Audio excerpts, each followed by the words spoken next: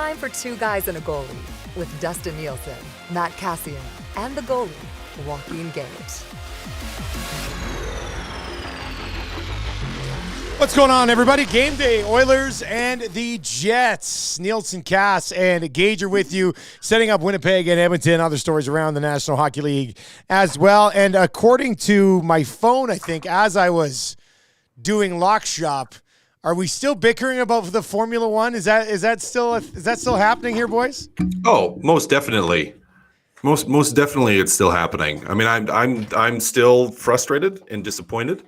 And I still think actually, here's a question. Can we put a poll out? Are we able to do a poll? I want to see where people stand on this. You want me to put it up right in the I can throw it right on the YouTube chat if you want. Yeah, let's do that. Okay, what's the question? What's the question? Let's do that. I want to see is all we need is I just want an opinion poll of if there should be a constructors champion for Formula One pools that have two teams, where you have to put two teams into the pool, or if there should not be. Basically, I want people's opinion on if they side with me or Gage. I mean, we could just ask that too. Who's right, Gage or Cass? I'm putting in the yes and the no. Gage, I feel like you've been kind of getting raked over the coals with this, buddy. No, it's I'm waiting for Mrs. Kassian and Mrs. Awanek to show up at my house and ask for their children's participation medals in a fantasy league. It's this millennialist attitude where everybody wins. I understand it. It's not just everybody wins. I'm just trying to make them a little bit tougher. I know that they're upset. And I mean, if I go back, Dusty, to 2 years ago, I did win that year. And you, I believe, finished third. I got a trophy. I got a trophy for it. Yes, but you don't realize I had to deal with Mrs. Awanek because her son, who finished second, didn't get a trophy and complained last year again about not receiving something for finishing second. So I had to actually go out and get his participation trophy so he would feel better about himself. And again, he's doing the exact same thing this year. We just have to cater to these millennialist attitudes now, Dusty, that it makes it very difficult, puts us in tough situations. But we'll battle through, and we'll get these kids their blue ribbons that their parents so need them to have. Okay, it's not about the ribbon. It's not about the trophy. It's about the principle, and it's about having an F1 pool that's a fantasy pool, which is supposed to mimic being running an F1 team and running in F1 is a championship. And F1, you have two teams, and there's a constructors champion, and the teams want to win, not just have their driver win the overall points, but they want to win constructors, because if they win overall constructors, they get the most money, they get the most championships, and teams lord that and hold it over other teams because year to year, that's the standard. Year to year, that's the standard. The standard is winning the constructors championship for F1, and Gager, that you can't realize that just tells me you're not a real F1 fan. Man. First of all, let me slide in here, you guys. Calm down for 1 second. Quinn Phillips is in the nasty chat, and Quinn has been appointed new commissioner of Edmonton Sports Talk Drafts. So, Quinn, if you have any thoughts on how this is being handled, because you're seeing a fellow commish get absolutely just raked over the coals here in Joaquin Gage today. I would also point out that, Cass, one of the things you said right off the top is that in a fantasy Formula One league where every owner has two teams, and Gager, not every owner had two teams in our league, correct? That is true, Dusty. This just in, I see that Nicholas Latifi is actually going to be receiving an award for world champion because of his indirectly crashing in that last race, causing Max Verstappen to win. So congratulations, Nicholas Latifi, on becoming a world champion. That's for his efforts. So this is great. We're changing the face of F1. The FIA will completely be revamped for next year because we have our new sponsor is Kleenex because of the tish people in this fantasy league. It's unbelievable. Thank you to the people at Kleenex. Oh God, our new sponsor is Kleenex. It's like, no, Maddie, no, Maddie, no. Like, enough is enough. All right, well that was. I'm going to create the Drive to Survive. This whole thing. I've been recording this, so stay tuned to Netflix next year of what's been going on. It's a crazy off season already. We're only a couple days in. The drama in Formula One, it just extends to fantasy. It's real. Yeah. Yep. Surveyor Brett is in on the nasty chat. Says #Team Gage. Surveyor Brett, you are dead to me. Well, and Quinn, who is one of our Edmonton Sports Talk commissioners now, she says, I stand by all of my fellow commissioners. We are strong as one. So that does make sense there. By the way, that vote, I love this. La Bamba guy hops on YouTube and goes, guys, I came off of TuneIn just to vote Justice for Cass. The answer to the question, should there be Constructors Championship for F1 polls that have 2 teams per owner? Right now it's 58-42 in favor of yes. So we'll see where it comes out. Obviously, Matt, as a commissioner himself, says, long live the F1 Fantasy Constructors Champion of 2023, Matt Kassian. So, yeah, I mean, I guess we'll have some clarification before next year. But, Gage, as you said, next year we're just going back to single teams. Well, we might have to have a full discussion here because it's the pressure of a commissioner that see, some people can take the pressure of being a commissioner, Dusty.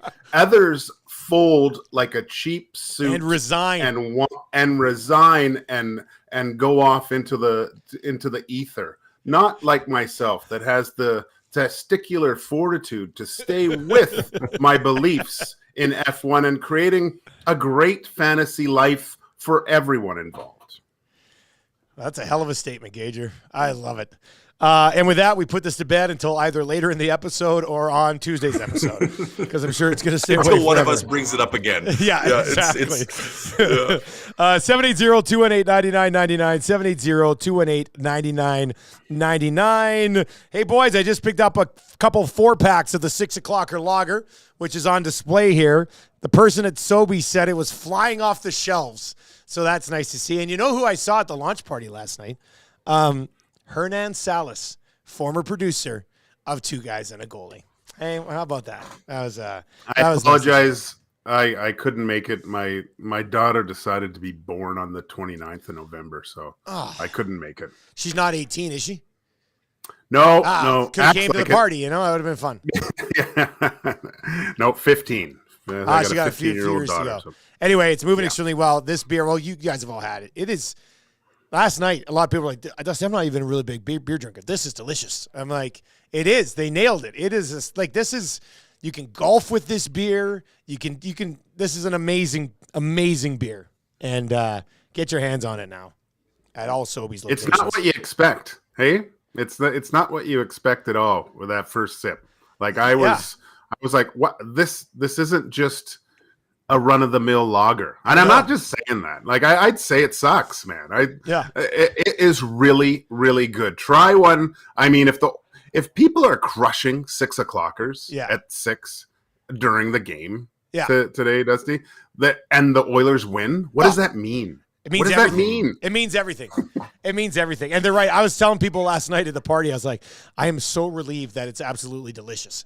I said, because we were going to be hawking it no matter what. Like, this thing could taste like that deer piss that Tommy's spraying on him right now for the bozo and stuff. And I'd still be like, you got to pick some of this up. But it's bloody delicious, man. It's really good. It's really good. Connor wants us to go into greater detail. I think you just need to try it for yourself. But what I will say is it has one of like when lagers in particular, because I'm not a drinker, but I love the taste of beer. Like I love a good craft beer. One of my favorite things.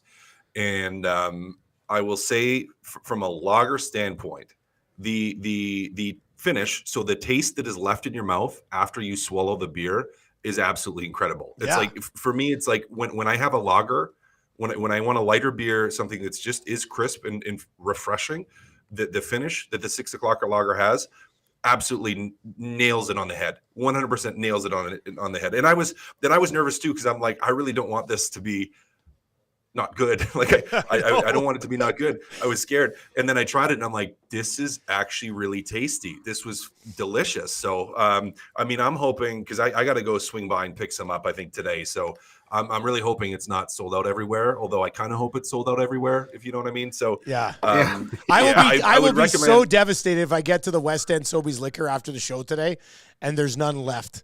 And like I can't even buy our own beer, you know, like that'll kill me. Yeah. No way, Dusty. Yeah. I am what's his name? Ben Affleck in what's that movie? Going up to Matt Damon's place Goodwill looking Hunting. for Goodwill Hunting. That's what I'm doing at the Sobeys. I'm you're going hoping up he's to not the there. Sobeys and knocking and hoping that he's not there, and then just getting in the The 6 car o'clocker and driving ale went away. to see about a girl. yeah. Dylan says, what are the odds it's available in Grand Prairie? It is available at every Sobeys or Safeway Liquor in the province. The ones in our Edmonton area have more, but if you have a Sobeys or Safeway Liquor in Grand Prairie, it will be available in Grand Prairie. Senior Boots says, I bought a flat of it this morning. That's what I'm talking about. Like, and these stores each only got like 5 flats, man. Like, Alley Cat might as well start making a second batch of this stuff right away because it's going to move good. I almost kissed Cam from Alley Cat right on the cheek yesterday. When you taste it again, you're just like, damn, it's so refreshing. This is perfect. So yeah, pick some up. It's going to move well, and people are going to love it. Absolutely love it. All right, let's get into it. Oilers and Jets tonight. We haven't even had. I mean, we had our episode. Gage, 5-4 in overtime. Oilers win. It was a shootout, but you almost nailed this thing, buddy. I almost nailed it. Yeah, I was Bush screwed it for me. He buries that with 2 seconds left. He buries that, and I look like even more of a genius because of my commissioner-like duties in F1. Right? It just didn't happen for me. But it still ended up 5-4. Great game. Just an unbelievable game. I was from just entertaining throughout, pushback from Vegas, kind of the game I think Edmonton needed. They played well, weathered the storm, and still snuck out the 2 points. I really like that game. Tonight's another one that I'm very curious about as well. Yeah, I was surprised, Dusty, like, is you doing the post-game show and me hopping on, like, how many people were so upset with parts of that game? Yeah, I know. Like, it was wild to me, man. Like, yeah, where they were frustrated that they gave up the lead, which I mean, I understand to a certain extent, like being like, hey, I don't like giving up the lead. Like, I don't like it either. I don't like that they gave up the lead, but they still find a way to get the 2 points, which is what they needed. And there was so much fury still, primarily directed at Ryan McLeod. And it was actually, again, it was like not a little bit, like it was like it was like he gave the puck away in the like on a shift when he got out there in overtime. It was almost like he shot it into his own net. Like that's where the vitriol was at. I was like, my God. Yeah. And I'm not a big Ryan McLeod guy, but I was very stunned. I was like, wow. Me not either, but it was like he tried to go up the wall and it didn't work. You know, it wasn't like he fanned on a pass and it went to the middle of the ice and gave a guy a breakaway. Like it wasn't like it wasn't something like that, you know, like it was like he was trying to do a safe thing by just chipping it out of the zone, going up the wall, and it didn't work. And does he need to execute? For sure. Was it a good play? No, it wasn't. You want him to make that play, and you can criticize him for not making that play in that instance. But just to jump on him as much as people did was just absolutely nuts. Absolutely nuts. Penner's Pancake says it was pure venom. And yes, it was pure venom directed at Ryan McLeod. I was totally venom. caught off guard. Like I rolled into that post-game show just being like, oh, this is going to be great. Kind of sit down, had the rest of my spice rum there, threw on the EST hat. We hadn't even turned on the video yet, and I just saw the chat being like, would Ryan McLeod clear waivers? I was just like, oh boy. So this is going to be one of those nights. So that was a lot of fun, actually. I had a lot of fun on that post-game show. But, Gage, I mean, he hasn't scored in 38 games. Now, I know, you know, the analytics crowd is making a case for him and Fogle pushing the pace of the game. And, I mean, but at some point, and it's not like he's playing like 8 minutes and being relegated to the fourth line. I mean, the dude gets consistent third-line ice time. He's not playing with a bunch of snipers on his wings by any stretch of the imagination, but Gager, if he just keeps doing what he's doing, does it start to work for him, or does there need to be some sort of change for it to start to work for him?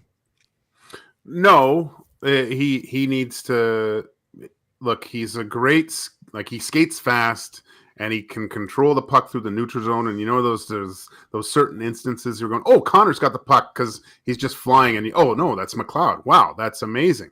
But it's just all these other little things, the flybys, the perimeter play, well, not scoring. He's not, I don't think, and they said this, I don't think his shot isn't, he can't beat goalies from distance with that shot. He needs to get into the same types of areas where Kane and Hyman are scoring those goals. Kane's the only guy with a shot that I think can beat goalies from distance, the way he can shoot the puck. He does have McLeod isn't.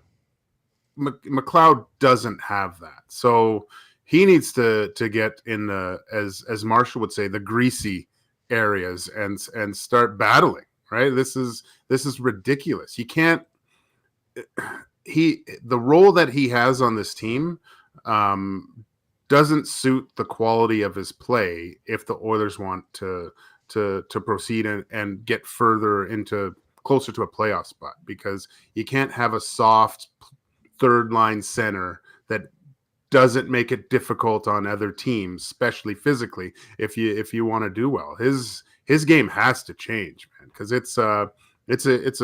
he's just handing out tickets, free ride when other teams are playing against him. Cass, do we expect him to change, or is this just kind of who McLeod is, and you try to put players around him that maybe complement the weaknesses in his game? Yeah, I think you want to.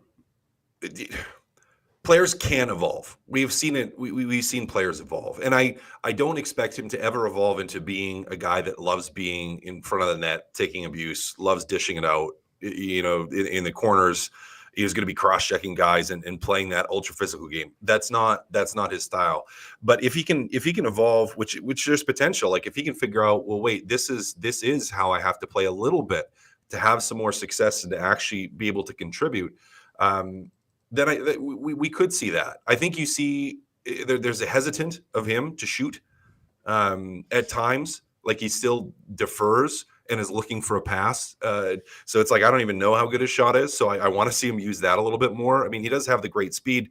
Can he actually get there? I don't know. I don't know if he'll ever be, as physical as we'd like based on what the tools he should have in his arsenal are. But I do think, Dusty, and you touched on it a little bit, I do think you can help support that by the players you have around him. And part of that would be to have guys like Warren Fogle that are out there that do go to the grittier areas, that will hit guys, that will engage physically, that are involved in that aspect, that help, or at least from a holistic view on the line. It's not just, you have more than one dimension. You have a little bit of that extra dimension in there. And, I think that's the reason for having Fogle with them. And listen, it's not like that line was bad. They're not, and they haven't been. No, there's a little bit of buzz to that line. Like they're buzzing around. There's buzz to that line. Like, they're fast. They can produce, and I've liked Derek Ryan's game the last little bit. Like he buzzes as well. It's just, I think it's easy. Well, a couple things, and I talked about this on the post-game show. One, we don't have Yamamoto anymore. Two, we don't have Jesse Puljujarvi anymore. So people are going to find someone to jump on to find things they don't like about. And Ryan McLeod seems to be that guy now, where people are, they're all over him with this. So I think, the venom to me is too much, because they have had chances. Now, if you want to, again, criticize their ability to finish as a line and say, well, some of that could be helped if McLeod has a little bit more of a shoot-first mentality, if he finds himself around the net a little bit more, gets more involved physically, I think that's a fair criticism to say, they're doing some good things, but are there things they can continue to improve upon to go from being just like a serviceable line to being a really effective third line? I certainly think there's that. Just a quick look at that poll that we've got going there. It's now a 51-49 split as support for the commissioner continues to rally in here. That's because people keep drinking their 6 o'clock lagers. They keep drinking their 6 o'clock lagers, and they will get you buzzed up. The wrong button. They will get you buzzed up. They There's click no the wrong doubt button. about that. They hit the wrong button. Gager, outside of the win itself, what did you like the most about that game against Vegas? Just to say, I like the resolve at the end of it.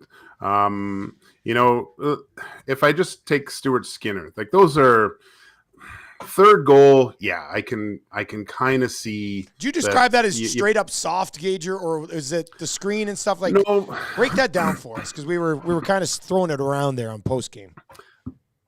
I didn't like it from the distance, and the fact that it was kind of a play that scrambles a little bit, and he was still stuck in his net. Like we saw a lot of his saves, he was at the top of the crease, right?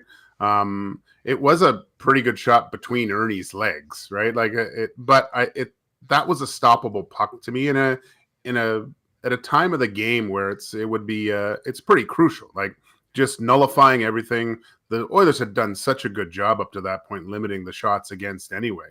I mean, there's a couple tips, there's some weird bounces, and to still stick with it, and then going into the shootout and not making a save and still winning is always nice as a goalie too. But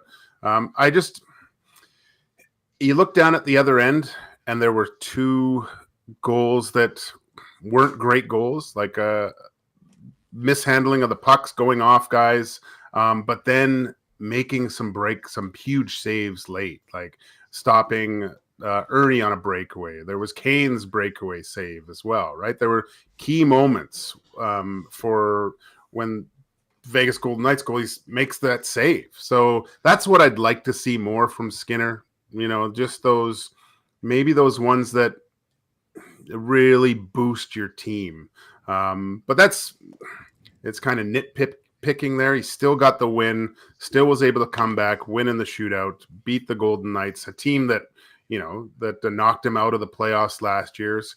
That's just knowing that you beat that team is going to do a lot, I think, for his confidence. And hopefully he can bring that tonight because, look, he's going up against one of the best in Hellebuck. Cass, what do you expect from the game tonight? Let's transition. We'll get to a few more of your comments and questions, so you can text us anytime, 780-218-9999, 780-218-9999, or in the Nasty Chat. And I do see a few comments that I certainly want to get to. We'll talk a little bit about the search for a possible goaltender here for the Edmonton Oilers via trade as well. But, Cass, what are you expecting tonight from this Winnipeg-Edmonton game? Well, what I expect is that it could be a little bit run and gun.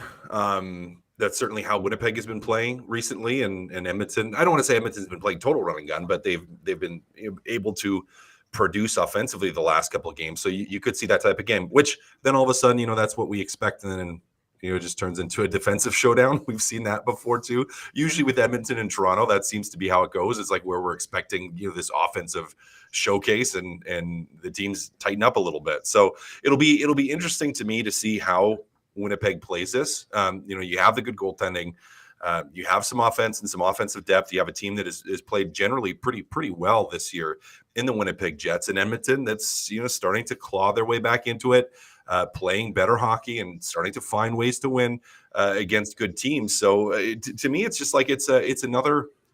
And Connor McDavid and a few of the Oilers called that game against Vegas like a measuring stick. And it's like, okay, you got the measuring stick. You found a way to win against a good team. But this is another test.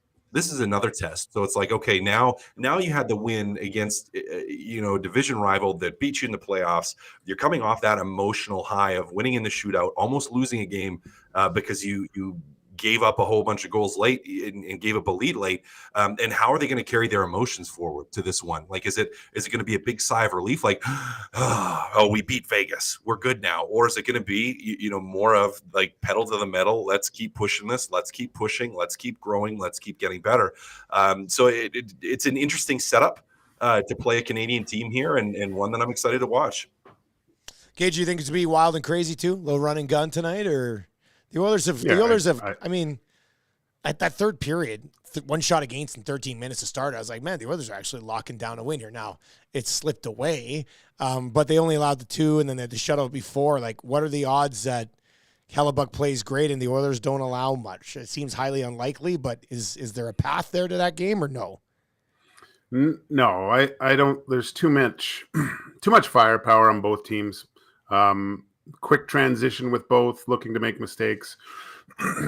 I look to it to similar score that we saw from the Knights and Oilers the other night. You just can't. The way Connor's going right now, Kane's going. If Hyman gets back in, I mean, he's putting up some significant numbers for this time of the season. Geez, even Darnell Nurse is looking quite good on the score sheet as well, right? So, and you look on the other side, they've got some Scheifele and Ehlers, and their back end is good too. Like, yeah, I don't see this being like a 2-1 grinded out type of game for sure. Matthias Janmark had a pretty nice game stepping in there for Hyman. It was really funny how it worked because Hyman didn't play. Janmark got bumped up, scored. Gagne got into the lineup, scored. Kane got onto PP1 and scored. So guys given opportunities managed to come through for them. Where would you guys come out on? And Cass, you kind of already mentioned you like Derek Ryan and McLeod and Fogle, but where would you guys come out on playing Matthias Janmark with McLeod and Fogle and putting Ryan on a line with Hamblin and Ernie? I don't mind that. I mean, what makes me sad is you have, Sam Gagne that comes out of the lineup in that instance, and I still really like Sam Gagne. But Janmark, the thing about Janmark is he's such a utility player, which is how he's been described by coaches and pretty much by everyone, is that he has the ability to fit in where you play him. And so if you are pulling Gagne out of the lineup, I mean, I don't mind throwing him on that line. He has a similar-ish style to Derek Ryan. I think he does it a little bit better. But where he moves well, he skates well, he tries to buzz, and has the ability to hopefully contribute offensively and get around the net. So, I mean, hey, I'm fine. I think, when we talked about McLeod and we talked about, having players around him that can support maybe things that he doesn't do as well. Janmark's another guy that can do that, and you want him to be consistent. You want that third line to be consistent. And if that's where Janmark ends up, I'm comfortable with that. Like, I am completely comfortable with having him on the third line. I'm also completely comfortable with him having spot duty on the top lines or after power plays or whatever the case may be if he needs to fill in there, because he's a useful player to be able to play up and down your lineup. Yeah, he can moonlight in those top areas for parts, right? You could almost say the same thing for Gagne as well. Like, I like those two in the lineup because of their versatility. I wonder if how much longer does Coach Nobla have for the type of game that McLeod is showing, and whether is it going to be one of these guys? Is the Sam Gagne step back into the lineup to kind of light the fire with McLeod at a certain point? Well, it's funny you come, because Cash, you said it right away. I mean, I think most people would like to see Sam Gagne in the lineup on a regular basis for 8, 9, 10 hard-working minutes. But if he's not the guy who comes out, if Hyman's good to go, who is the guy that comes out then? Ernie? Adam Ernie. I guess. Ernie. I like Ernie's physicality, man. But Gagne brings physicality too, and maybe Ernie hits a little bit harder. But I mean, it's like, what has he accomplished? It was a pretty sweet passing play that he almost scored on, though. Yeah, but he was on the receiving end of that. I mean, Sam Gagne had to make that play. That was a sweet play, though. You need a guy like Sam Gagne to make a play like that, because he's like thinking ahead of something and has the ability to make that sweet dish. But what I'm saying is, they looked like they were actually building something, those guys, like they had a chance. Ryan hits the post, I don't know. I don't like messing with chemistry. Yeah. And Janmark, Hamblin, and Gagne. I mean, You roll that line out there, I think I feel pretty confident about it. Where do you guys come out on a little bit more of Hamblin at even strength, a little bit less of McLeod at even strength? Are you there yet, Cass? I'm getting there. I'm getting there. Yeah, Mark, I'm fine at having a little bit more for him being out there. Yeah, and then like, what if they just took a little bit of ice time away from McLeod and gave it to Hamblin 5? Because McLeod's still gonna be on your penalty kill. He's still gonna be on PP2. But I don't know, man. I've liked everything I've seen from Hamblin so far to the point where like, oh, you know what? I think he could handle a few more minutes here or there. Yeah, no, I think a few more, and I think you're kind of seeing that. And obviously, it didn't work out perfectly from your bottom six towards the end of the game against Vegas. But I think you're actually seeing that, because even if we look at their minutes and we look at their 5-on-5 time, there was a lot of penalties in the Vegas Edmonton game. Like there was a lot of special teams and full special teams, at least on the Oilers side, like where they killed everything. So it's like you had the full 2 minutes, and that the second you have a lot of penalties, it cuts into some of the ice time for them. But I really like their game. I liked how Hamblin skates. Like you want to talk about guys that buzz. I mean, he buzzes, and he's involved, and he's not. It's not like he shows to be an incredibly dangerous offensive player that's just going to do Connor McDavid things, but he knows his role. He knows his role and seems to right now be playing, at least the last couple of games, playing into that role. And he's got rewarded a couple of times because of it, which is good to see. So yeah, I'm at a point where I'm comfortable, game dependent on those guys playing and playing a little bit more. But it's also going to be situational, because you're going to be rolling your top guys out there less when you have 2-goal leads, when you have 3-goal leads, when you're up in games versus when you're chasing. So the big factor for how much ice time these guys get. I mean, one is going to be special teams. How much special teams are there in a game? And two is going to be the Oilers not losing and not being behind and chasing, which we've seen too much this year. But as far as their actual play goes, Hamblin in particular, I'd be fine with him getting a couple extra minutes. All right, let's get to a couple of comments that have rolled in here so far. The Edmonton Oilers had scouts at the Bruins Blue Jackets game and then again at the Habs Blue Jackets game. Penner Pancakes is wondering if they're looking at Elvis Merzlikins. And then with Montreal, they've already been kind of linked to like Jake Allen and Montembeault. And I saw an interesting comment on this one. Yeah, K-Gill says, my realistic goalie targets for Edmonton are Blackwood and Elvis Merzlikins. I don't see Montreal taking on Campbell from Montembeault unless we give them a huge amount back. And the huge amount back would simply have to be for them to take on the contract. Montembeault is a guy who the Habs got off waivers 2 years ago and has a career save percentage of .897. So I'm not sitting here going, oh, that's the guy who's going to come in and help things between the pipes. I don't see that. Gage, you got any hot take on Merzlikins in that Columbus net? I mean, I liked him a few years ago. Columbus has been kind of a. Now, weren't they looking at a few years ago? Columbus, by the way, dead last in their division, so they could be moving some pieces for sure. I mean, they had a pretty good thing going. I mean, they did have Seth Jones at the time, but they had a good 1-2 punch with Korpisalo and Elvis. I have time for Elvis, Dusty. I don't think Oilers. I don't think you're looking for an outright number one guy. You need a guy that's able to deliver the mail and run with the ball for a while, and someone that's going to push Stuart Skinner to be a better goalie as well. I like, if they're looking at Elvis, I think that's a step in the right direction. Unfortunately, what I've read and seen the stat line from Bakersfield with Jack Campbell, he's just. I don't know what happened. It's completely gone, and it doesn't look like it's coming back anytime soon. I actually read a lot of old snippets from Toronto media about Jack Campbell, and they all say he is not the answer to a team's issues in goal. He creates more than like that was back when he was in Toronto, is what you're saying?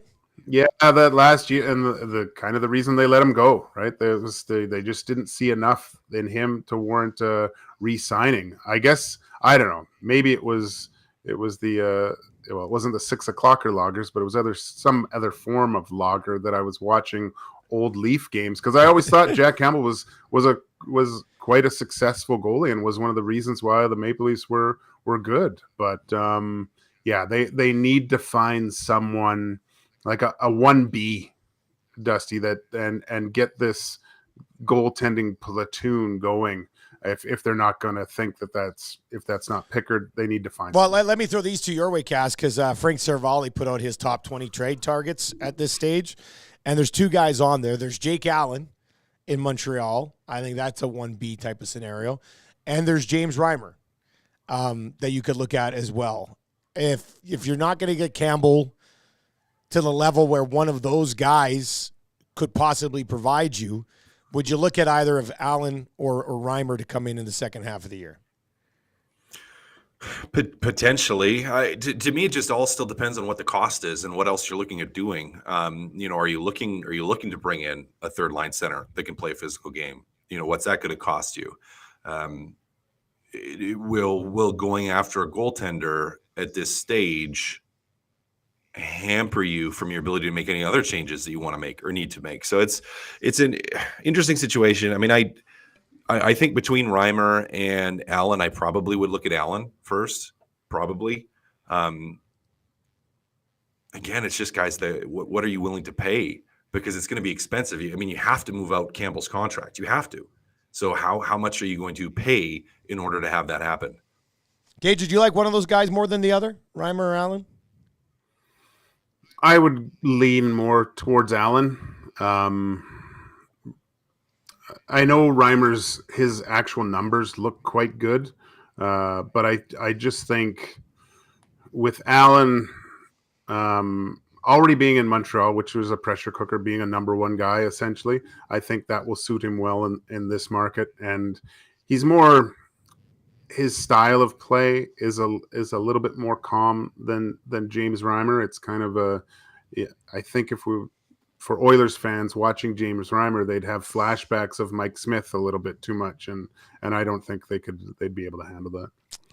Okay, the other thing from Seravalli's list that I do find somewhat intriguing, Warren Foegele is number 14 on his top 20 as far as possible trade pieces here. And here's what Frank has to say about it. And I think this would be interesting. I don't know if I agree with this strategy, if it's the case. On the list of Oilers' priorities, reimagining the bottom six forward group is there, but it's probably below fixing the goaltending and adding another defender to help clean up in their own end. In order to generate cap space to do any of those things, Foegele sticks out like a sore thumb on Edmonton's cap table. Yes, he can reliably produce double-digit goals and 25 to 30 points, but his game is similar in many respects to others around him in the lineup, and he makes significantly more. Simply put, if the Oilers had to move money around, Foegele is one of the top candidates. I don't think you can take Foegele out of your bottom six to try to improve another position, because to me, there's not a lot of people in your bottom six that are actually like Warren Foegele. I think I kind of disagree with that assessment of the Oilers' bottom six, because, he said he put together double-digit goals and 25 to 30 points. There's none of those other guys in the bottom six right now who are going to do that. To me, your bottom six is already bordering on being one of the weakest points of your club. I don't think you can move Foegele out of it, and then you're going to throw Raphael Lavoie in as a rookie on a team that's trying to make a playoff run?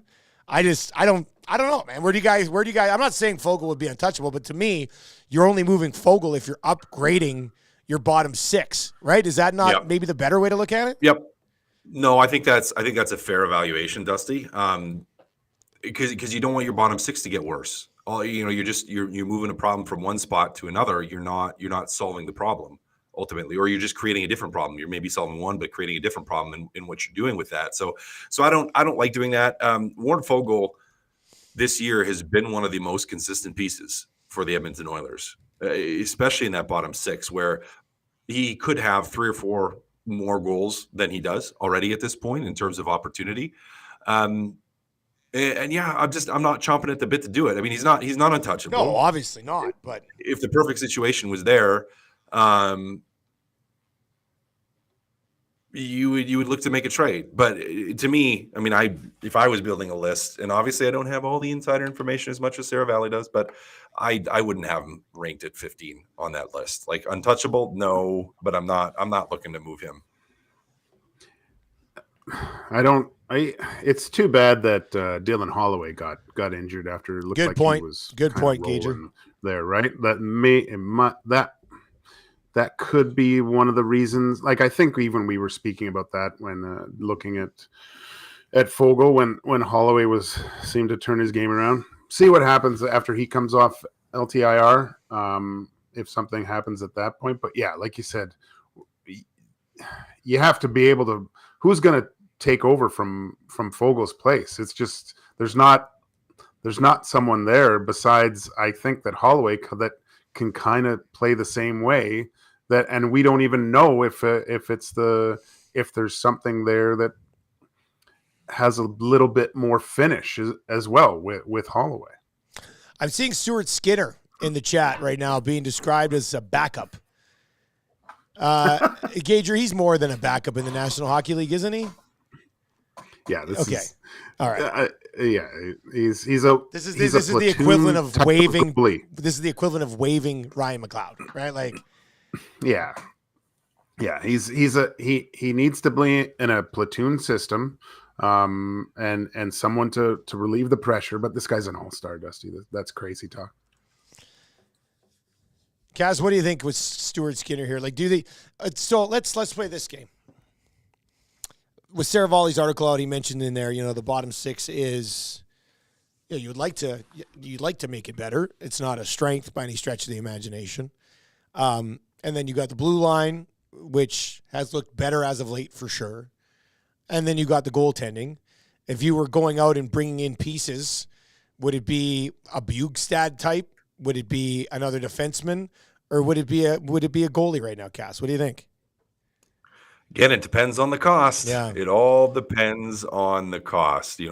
How badly are teams going to try to just carve you with this? Like, what pound of flesh are they going to want in order to make it happen? Because you'd like to be able to add in all those areas, but you're not going to be able to. And it's going to be what's the cheapest. What can you actually make work from a cap standpoint?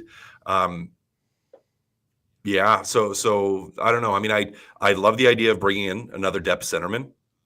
They can play your third line, fourth line, bring a little physicality, just be dependable. To me, that probably is the easiest to bring in. Like, that's easier to bring in than a defenseman who's going to play 18 to 20 a night. It's easier to bring in than a goaltender that you can have as a 1A or a 1B. And it's probably going to be the most cost effective. It's probably going to be the most cost effective. So to me, the most likely thing that happens is they add a piece in the bottom six. But we'll have to see, because again, it just depends on what teams are asking for. Nielson, Cass, and Gager with you here on Two Guys and a Goalie. You can text us anytime, 780-218-9999, or you can hit us up in the nasty chat as well. Another thing that's kind of interesting from this list from Saravalli is the top 4 of the top 5 here. 1, Elias Lindholm. 2, Sean Monahan, 13 points in 22 games, UFA, 1.9 mil. There's a guy that's pretty reasonable, actually. And then Chris Tanev, Nikita Zadorov, and Noah Hannafin. So expecting the Calgary Flames to possibly make some moves. Gager, where do you think the Flames are at right now in here's what we've done so far this year, here's where we have to plan to go long term? It's way too early, I would think, to come to conclusions, but what do you think the mindset's like down in Calgary right now? I think you're muted, Gager. I'm under the weather still. I got the bad cough. I think you have to wait and see, Dusty, because there's tons of assets there, but I think they're still seeing if they can turn this thing around, right? I mean, of course, the first name that jumps off the page to me is Lindholm. That guy is just a whale of a player. Any team that can get him, it makes you so much stronger down the middle. He's always been an Oilers killer. I always thought it would be great if somehow the Oilers could work something out that way.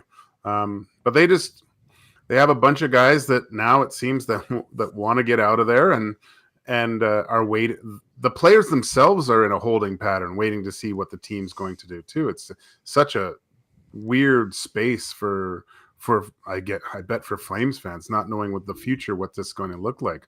The good thing is, I think, is they're going to be, if and when it becomes a rebuild on the fly, they're going to have the assets available to retool quite quickly and get right back after it, which is encouraging for Flames. Cass, how do you think this goes down south? Yeah, it'll be interesting. I mean, you've got some young players that are now playing and actually getting an opportunity that are showing quite a bit of promise. Papasil is looking really good. Zeri has been looking really, really good. Kind of have reinvigorated Nazem Kadri with their play, and I've watched a decent amount of the Flames games actually this year, and it's almost like they run the risk of being stuck in between, right? Like it's either you have to retool here or you got to find a way to go all in. And I think you're a lot closer to retooling than going all in just from a contract standpoint. So, an interesting move because they've started to play better. Like they've been turning their season around. They had similar struggles to Edmonton at the start, and they've found a way to get some traction here. But yeah, there's a lot of names on that list. And we all know the rumors coming out of the summer where there was a lot of guys that asked for trades. Now some of that maybe have alleviated with the firing of Sutter, but still in just a tense situation, I think, probably a tense situation. So, I mean, for the Flames, I think, if you're looking at this and saying, okay, how can we retool by getting younger, trading some UFAs, moving some guys, but not have an extended rebuild window, like where it's like, okay, if we, let's say we maybe make a wild card or push for a wild card spot this year, if we trade guys and kind of are in the mix to maybe make it, maybe not make the playoffs, but next year, we have good young guys that are now more experienced that can same thing, really push, and the year after really, really push, like have 2 years from now kind of be your winning window opening. If you're able to do that, because for the Flames, you got to still think, if you're moving these guys, you want to be moving them for young prospects, not necessarily draft picks, because you don't necessarily want to push that winning window, after 3 years, 4 years of development of guys, because if you look at like a Zeri, again, you got good young player that's showing a ton of promise that looks like they're going to be able to help you for the foreseeable future. You want to be bringing in pieces that are going to help you either next year or the year after, not necessarily 3 or 4 or 5 years down the road after they've had time to develop and, turn 23 or 24. So it's a unique situation. I think if they're going to look at it, they have to know that they're going to be better in 2 years because of any trade they make. Like that has to be it. Is this makes us better in 2 years? This makes us better in 3 years, to where we really can push to be a challenging, contending team. Jordan S. in the nasty chat with the Flames logo there. He says, the Flames are a hardworking team this year, no doubt. I could see us making the playoffs. So you'll see those wild card spots are very much up for grabs. The others are 5 points out. So they're right in the thick of it as well. And Calgary, obviously, between them and a wild card spot. Back to this game tonight. Talked about this a little bit with Jamie Thomas on our show this morning. The Winnipeg Jets last year, Pierre-Luc Dubois didn't want to be around. There were some thoughts that Blake Wheeler's time had come to an end in Winnipeg, and it was a driving force on why the room seemed a little messed up. And they moved both those guys out. They got a great return for Dubois, for sure. I mean, some significant pieces. A really nice trade by Winnipeg there, considering the spot they were in with Dubois. And then they move on from Wheeler after stripping him of the C last year, which is always going to make things a little bit awkward around the room. But Jamie Thomas basically laid it out today, and he said, without saying it, I think it's pretty clear that moving those two guys out has kind of brought the entire group closer together. And Gage, and in some aspects, you could say, has kind of got the Winnipeg Jets back on track to what we thought they would eventually end up being.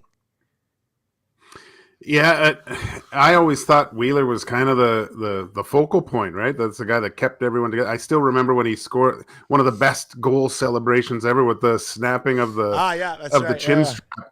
It was the best. But no, we've always talked about the Jets, all three of us, saying, "Oh, is this their year? Is this their?" And this is the first year where I thought, "Well, it looks like I don't know."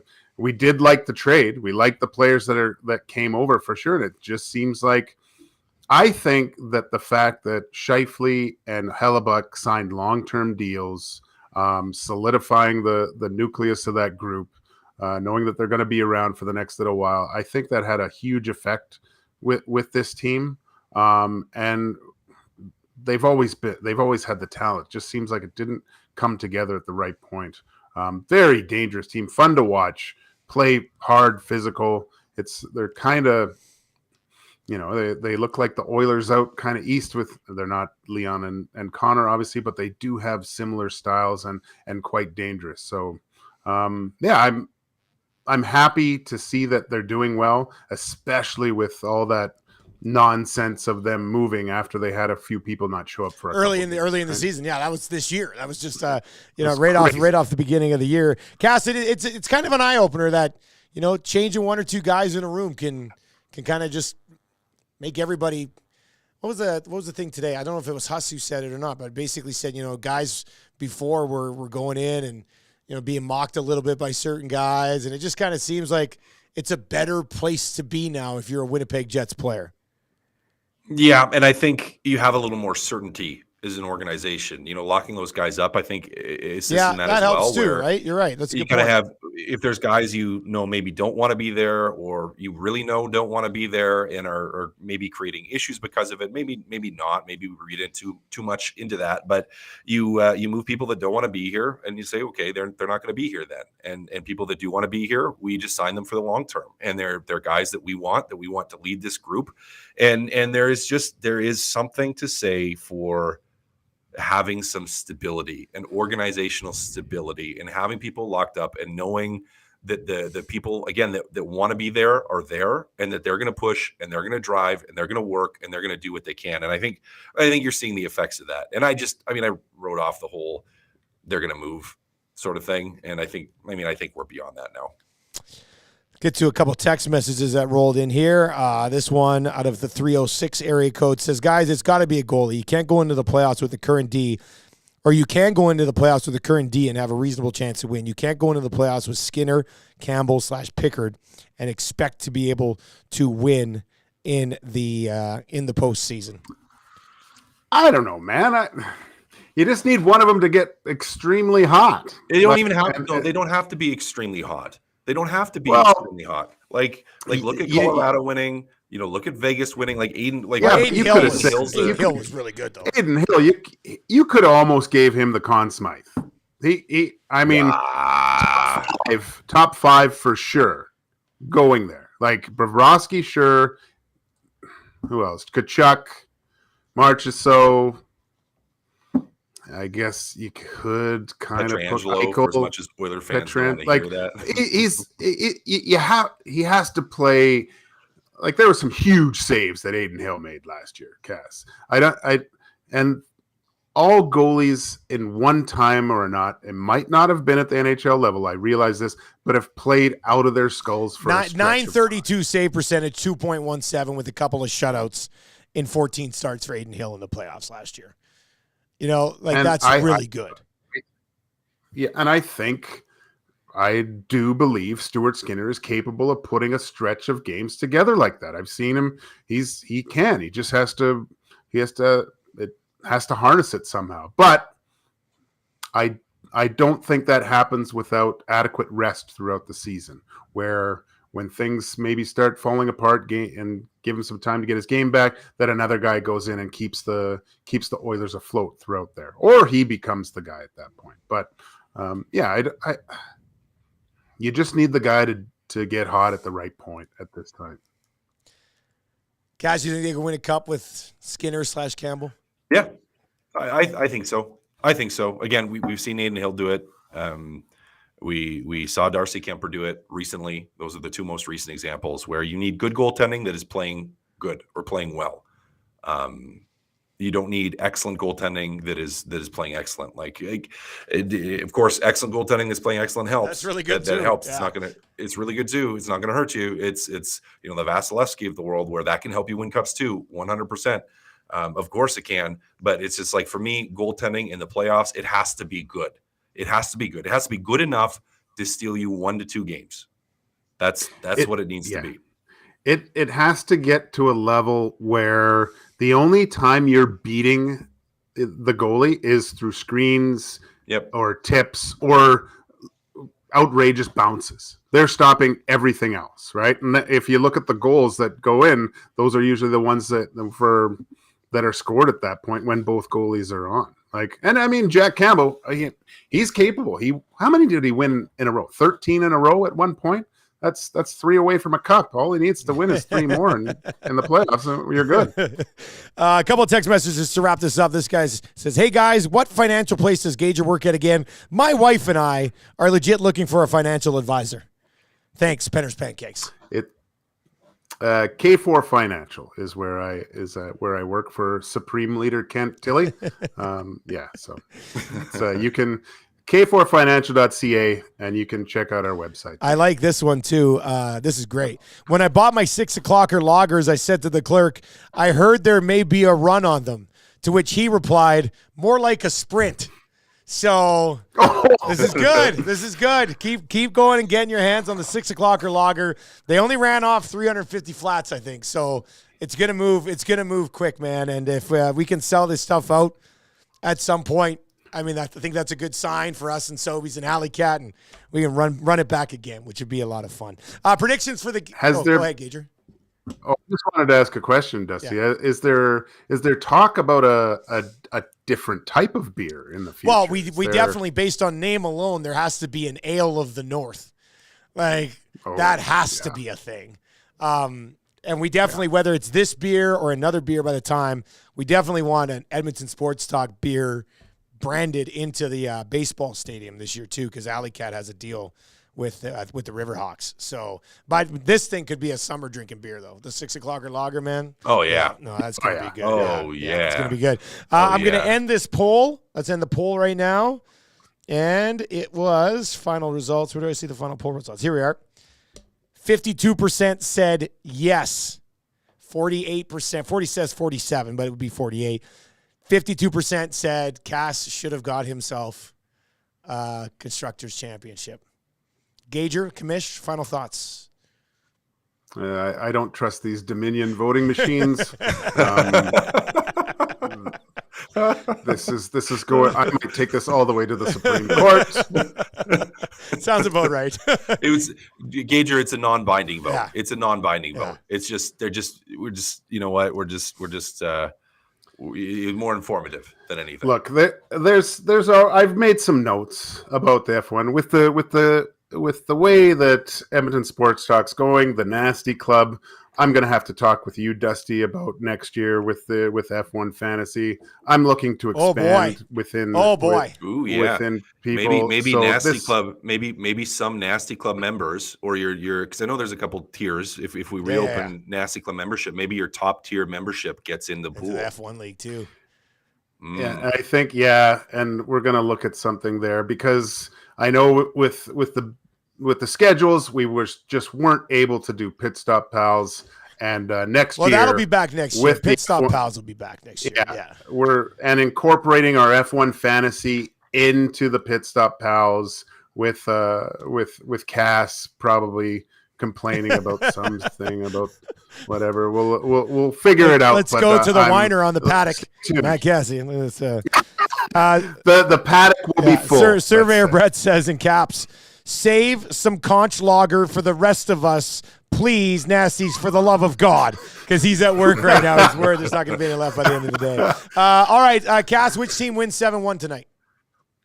Well, just to keep it rolling, I mean, I have to go with the Winnipeg Jets, don't I? I guess, yeah.